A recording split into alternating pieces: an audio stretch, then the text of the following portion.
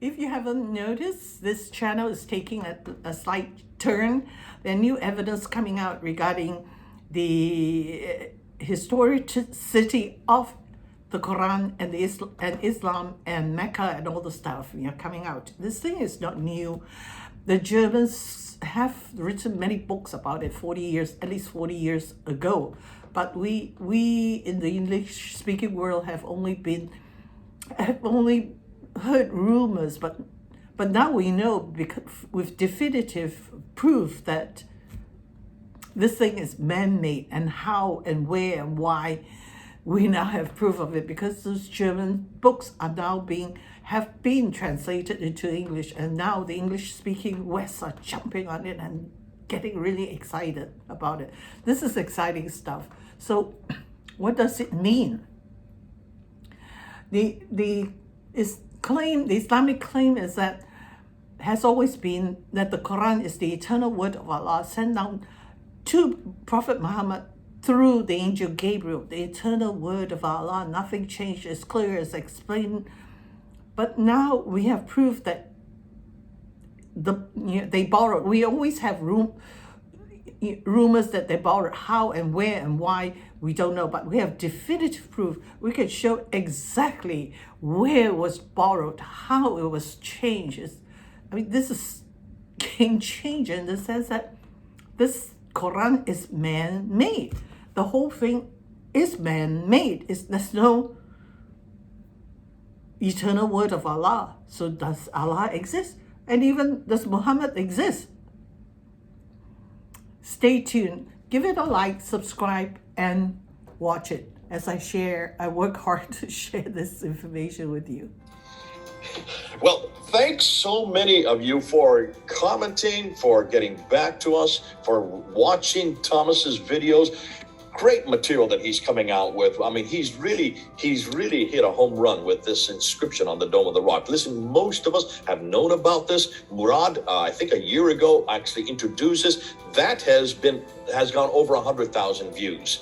When Murad introduced this idea that the name Muhammad on the Dome of the Rock is not referring to the man Muhammad, the prophet Muhammad, the Abbasid prophet of Muhammad, but is referring to Jesus himself. And most of us heard that. We were excited by it, but we were still on the fence. And I brought Mel in here because he got excited about this. He got excited about what Thomas did.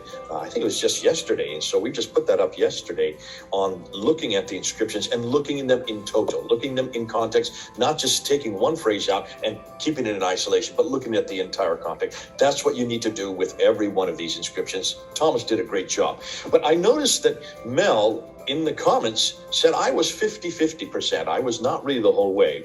But now, after this, seeing what Thomas has introduced using Christoph Luxemburg's translation of the Arabic, I am now convinced that this is about Jesus Christ. But it goes beyond that, because Mel has found something else. Being Mel, he's always investigating, he's always scratching, and the more he scratches, the more he finds, the more he finds, the more they whine, the more they whine, the more we shine. Oh, how sublime. This is typical Mel fare. He is great at as a sleuth, going back. He says, JJ, there's another phrase that we need to look at in these inscriptions. So, Mel, it's so good to have you here.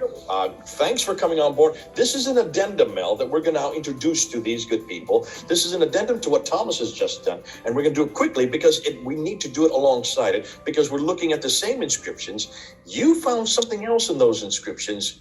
Help us out here. What is it you found? We're all waiting with bated breath, and in my case, I'm even salivating. I'm so excited. What is it you found to help us out?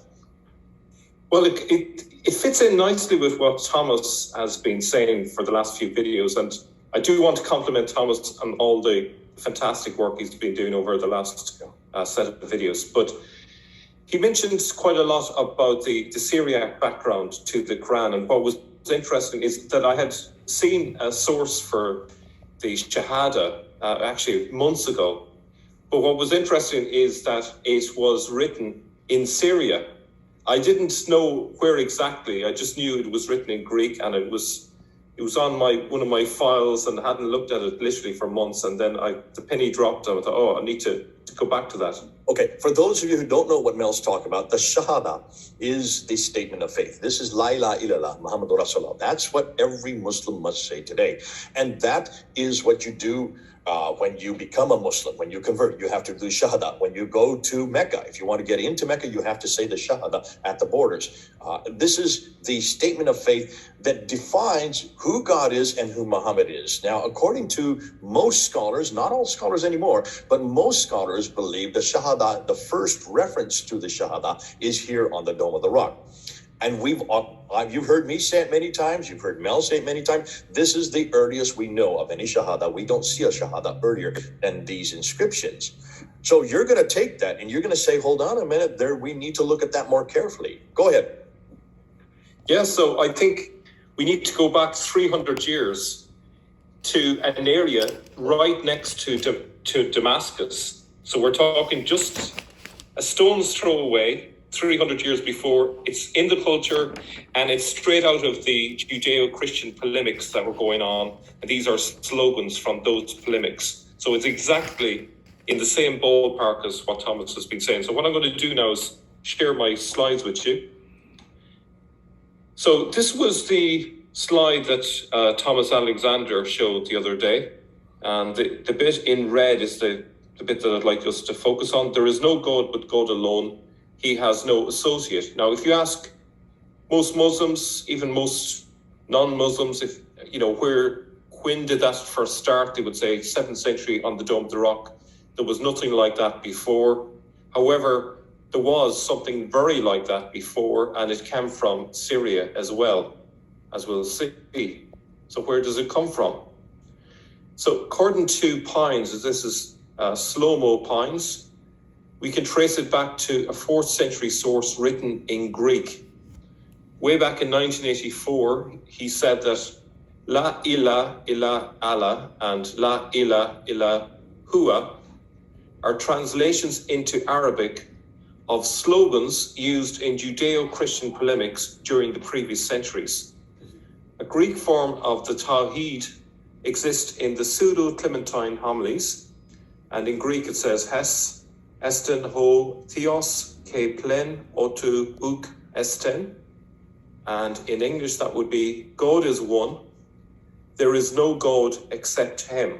So you can see how close they are, or how close it is to the rock inscription. So let's have a look at it in context. So here it is in green.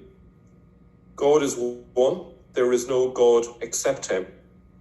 We can, if we look at the first element in the rock inscription, there is no God but God alone. That is like the second element. Now, if we just reverse the Pseudo-Clementine homilies, you can see how it parallels very closely. So there is no God except him. That's pretty much the same as there's no God but God alone. And the second one from the Pseudo-Clementine homilies, God is one. Well, another way of putting that, if you say God is one, is that there are no other gods, so God has no associate. Okay, so it's basically the equivalent. And you can imagine if this was a slogan that was used, you can say that slogan in lots of different ways, but the idea is essentially the same. I don't know if you want to react, Jay, to that before I move on. This is fascinating. So really, this could be the antecedent. This could be where it's borrowed from. There is no God, but God could be alone. There is no God except him. God is one. Obviously, this was a well-known phrase. It would have been all over that part of the world at that time, since they would have been speaking both in Greek and in Aramaic. And so it would be standard reason that Abdul Malik would use this, since he would know that it was so well known. Yeah. So these works existed in both Greek and Syriac. So if you think of the context of Syria, there were plenty of opportunities for people to know about these texts. These homilies were also translated to Syriac, as evidenced by a manuscript from Edessa, British Museum, addendum 1250, dated to the year 411 AD. So we have that in Syriac, and obviously, as we mentioned already, it was written earlier in Greek in the 4th century, about 100 years before that. Okay. So we can also see some parallels between it and Islam's teaching. And I've taken this from a passage that I found on the internet. Strecker writes, "Just conduct on earth is the guarantee of a successful undergoing of the Last Judgment," according to this text. "Belief plays a subordinate role. The death of Jesus has no religious significance. The Christological problem scarcely exists. The guarantor of the metaphysical notions is the true prophet, whose call has to be proved by the coming true of his predictions. The basic document belongs to Sile, Syria, where it may come into existence in the middle of the 3rd century. And the text that we have is from the 4th century. So as we can see, there's the idea of that you get salvation through your works, which is a very common thing that you find in Islam, not through grace but through works. That's there in the argument in this text, and the idea that what's important is a true prophet who proves himself through his predictions, through his prophecies. Okay. Another aspect is that it certainly was not widely disseminated and underwent a first revision at the hands of an Arian theologian, the Homilist. So notice there's a connection there with Arianism. So it was mostly in that area. It didn't go too far beyond that particular sort of neck of the woods, as it were. His attitude to the Trinitarian question ties him down to the time before the Nicene Creed. So we can pretty much date when it came from. It's probably to the first 2 decades of the 4th century. So we're talking from 300 to, say, 320 AD. And again, it says, he too may have written in Sile, Syria. So it's fascinating.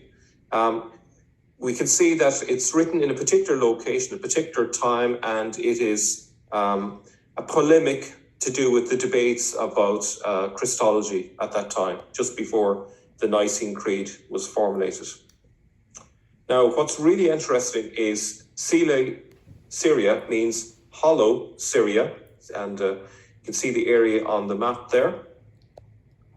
The Latin is Syria, or Cava, Syria. In Greek, it is Kili, Syria, which I think it was the originals, and then it's got Latinized. It was a region of Syria in classical antiquity. It probably derived from the Aramaic word for all of the region of Syria, but it was most often applied to the Bekaa Valley between the Lebanon and the anti-Lebanon mountain ranges, which is here. Now, it's fascinating that this text was written there, right in the Valley of Bekaa, and obviously the Valley of Bekaa appears in the Quran as well, so there's a good tie-in there. And what's also interesting is the fact that Sile means hollow, and so does Makkah. According to some people, they would say Makkah means hollow as well. So there's a lot of interesting overlaps that we can spot there. And a document from centuries before and from the same region where Abd al-Malik ruled. So we can see there the significance of the location. So I would argue that it's a very strong case there for saying that when Abd al-Malik was putting the rock inscription in the Dome of the Rock, he simply just drew from slogans from the Christian polemics, the Judeo-Christian polemics, which were well known in that area for centuries. So if we see it in context on a map here, you can see that the Pseudo-Clementine homilies were way up there next to Damascus.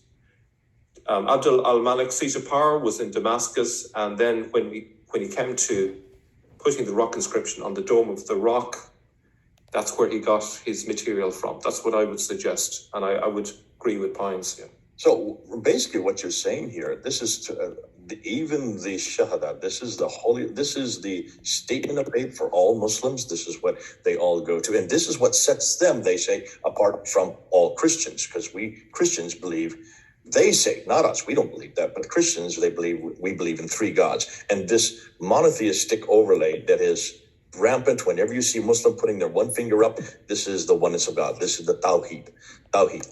The oneness of God.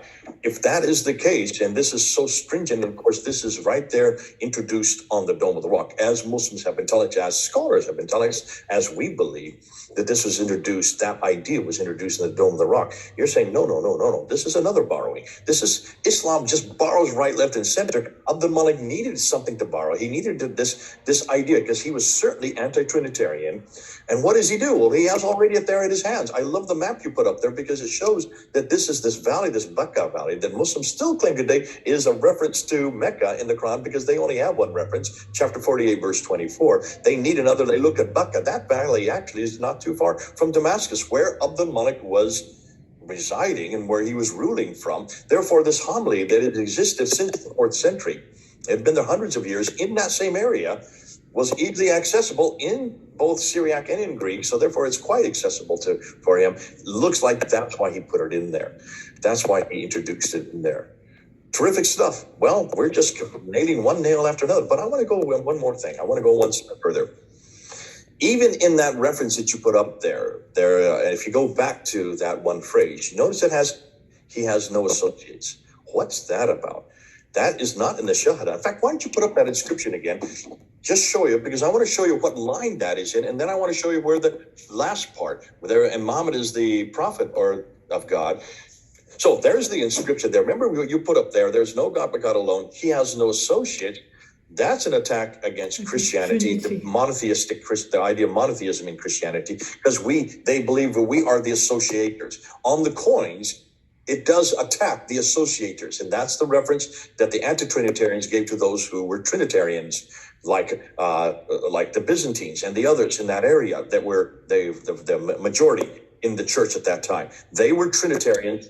Therefore, since they elevate Jesus to the status of divinity, they are associating another with God. Chapter 5, verse 72 in the Quran attacks that idea. God has no partners. He has no associate. So they are the associate. That became a name for the Christians at that time. There you see it in the Shahada there. Is that in the Shahada today?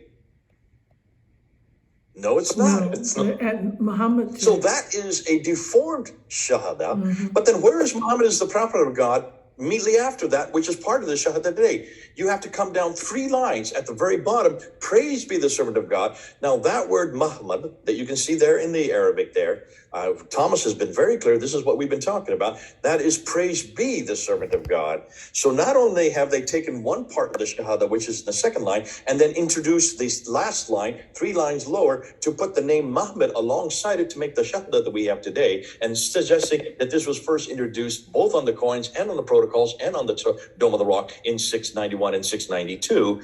That is where they're saying that is the first introduction, where it's obvious that this has nothing to do with that Shahada. This is a Shahada, as you're pointing out, that comes from the 3rd century. It comes from the pseudo-Clementine homilies. On top of that, it's an attack, it's a polemic against the Christians who they believe are associators because they elevate Jesus to the status of God. They believe that. We don't believe that. And then in order to find this prophet that they need to get in there, they go down to the bottom line, and that which is referring to Jesus, praise be the servant of God, Jesus, who is the servant, he's nothing more than the servant of God. Again, it is a polemic by Abdul Malik against the Christians. That is not a man named Muhammad, because in this case, they've taken 9th century meaning and they've introduced it onto a 7th century text.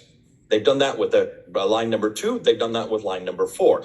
That's not the only place they've done it. And this is where it's been fun, Mel, because people write in our comments whenever we put up these videos, right? So I want you to go down and I want to introduce another comment that was brought up. So here is the inscription. This is the inscription that our good friend Thomas put up.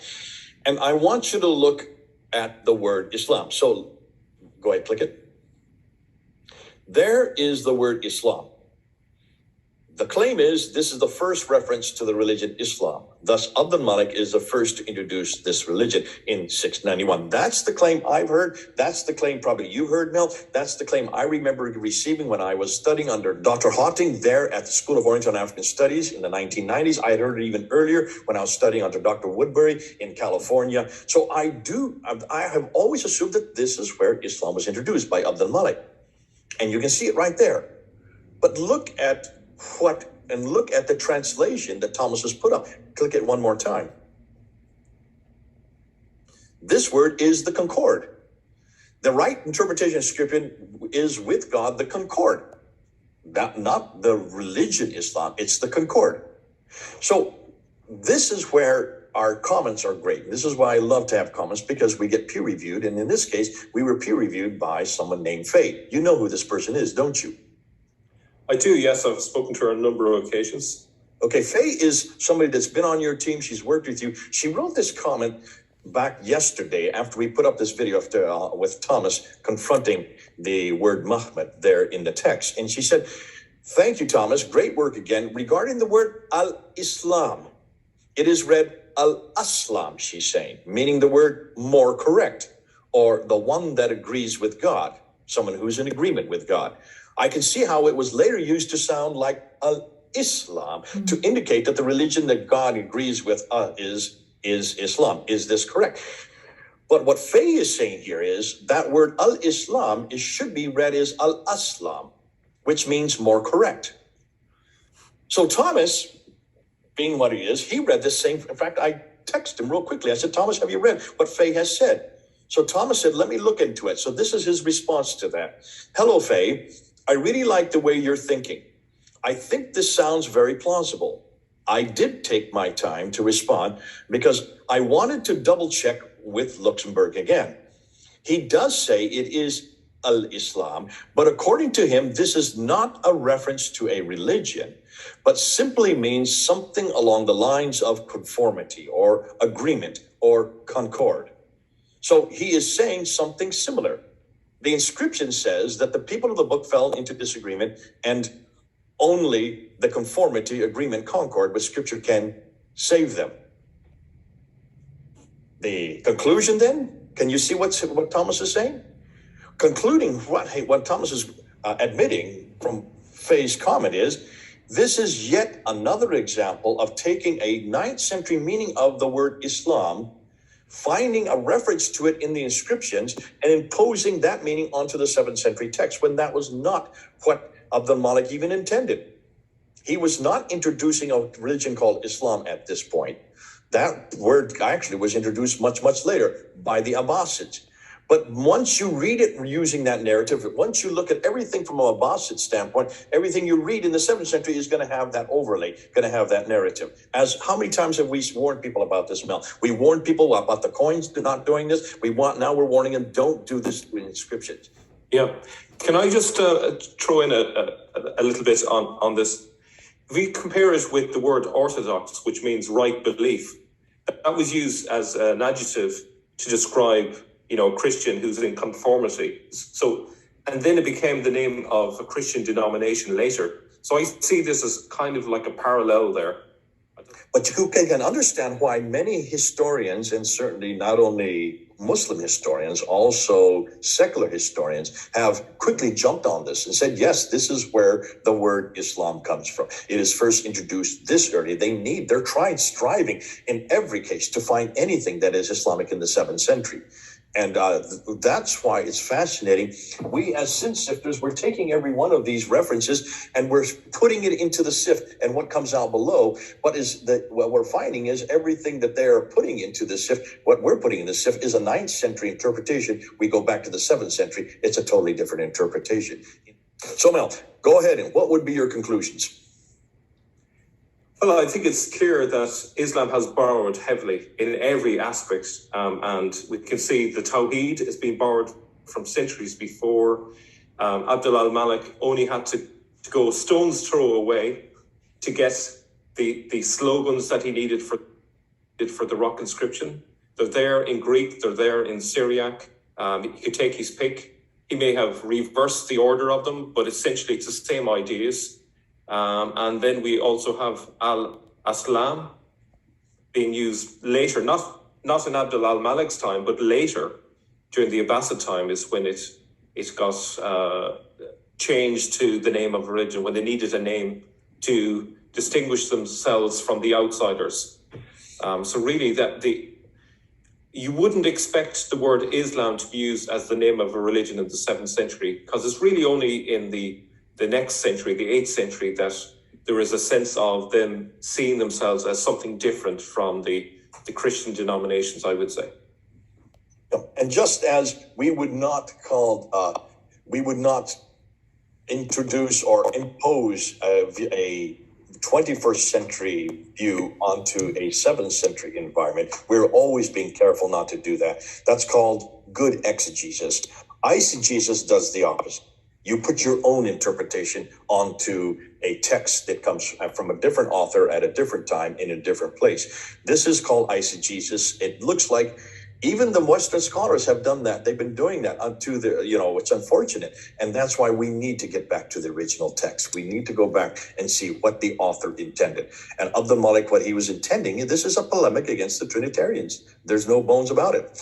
He was not introducing a Shahada that we now know today. He was not introducing a religion called Islam that we know of today. And he was certainly not introducing a man named Muhammad. That we now know today. All three of these, the Shahada, Muhammad, and the religion, are all in turn imposed onto that text when they should never have been. Great stuff. Thanks so much, Mel, for bringing this to our attention. My pleasure. Thanks for catching me and being able to use this as an addendum to support exactly what Thomas is saying.